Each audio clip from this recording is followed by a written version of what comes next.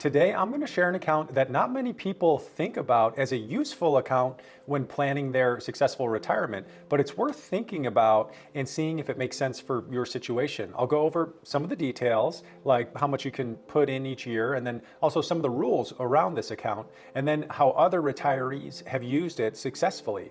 If I haven't met you yet, I'm Dave Zoller, and I own a wealth management firm with Tim and Luke and Sean that's Streamline Financial in the Chicago suburbs, and we help people plan for and live their ideal retirement. If you like retirement-focused videos like this one, subscribe so that you don't miss the next one. We put out about one per week. So let's get into what this account is and why some people even say it's better than a Roth IRA.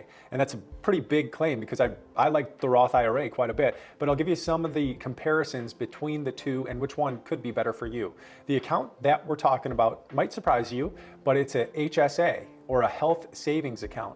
You may have heard of this type of account, or maybe you even have one already, but what I've noticed is that many people aren't taking full advantage of what's available to them through this type of account, specifically for retirement planning. So what's so nice about an HSA? Well, there's some specific rules here, but at a high level, HSAs are really the only account that offer the triple tax advantage of tax-free contributions, tax-free growth, and then also tax-free withdrawals for qualified medical expenses. Now, Roth IRAs, they also have tax-free growth and withdrawals, but the contributions are taxable, meaning you pay tax on money and then you contribute it to a Roth. And a quick clarification here, we're not talking about an FSA or flexible savings account. Some workplaces offer FSAs, and with those, if you don't use the money in there by the end of the year, you actually lose it.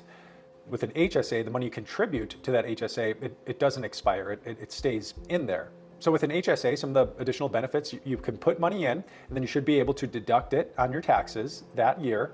There's no income limits when contributing, meaning if for some accounts, if you make more than a certain amount, we'll actually go over this number, then you're not able to contribute it. Not so with an HSA. And money that you contribute into an HSA can actually be invested, and it can hopefully grow over time tax-free, meaning the dividends and the capital gains, if invested in mutual funds, are not taxable inside the HSA.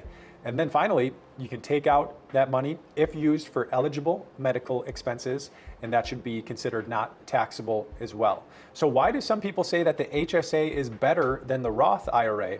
Well, here's a quick drawing on the comparison of the two. We can see that starting from the bottom really, tax-free withdrawals, yes and yes for the Roth and HSA. Growth inside is not taxed, good, it can be invested, yes. Here's the difference. With a Roth IRA, there's these income limits. So if you're single and you make over 140, you're married and make over 208K, you're not able to contribute to a Roth IRA. That's not so for the HSA. And then for the tax deduction, Roth, you're not getting a tax deduction when you contribute there. HSA, you are. So I want to go over some of the cons as well, but first I'll just show you some of the other limits that we have to think about. So what are the contribution limits? This is an article, I'll include a link below. So how much can you contribute each year? For individual, you can contribute $3,650 in 2022. For family, $7,300. But the next question is, what are some of the cons of the HSA? Well, you can only use the HSA money for eligible medical expenses. If you don't do that, if you use it for something else, it can be taxable when you take it out, and there could be another 20% tax or penalty associated with it. Another negative is you may have to just keep all of the medical receipts or expenses for proof if you ever need to show proof of the expenses. Third thing is you need a high deductible health insurance plan. That's the big thing here. If you have no insurance, you can't open HSA. If you have a low deductible health insurance plan, you can't open up a HSA. To contribute to a HSA, you must be covered under a high deductible health plan.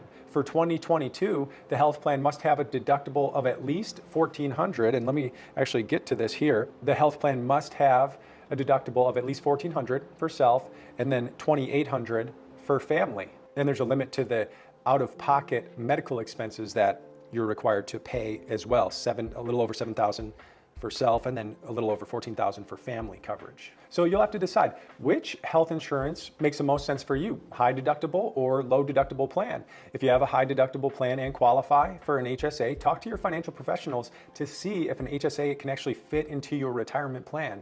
It could be a great account to help save on taxes and then also on future medical expenses. I hope that was helpful, just going over this little used retirement account, or could be used for a retirement account. If you enjoy these types of videos focused on making your retirement a little bit better, be sure to subscribe so that I see you in the next video. Take care.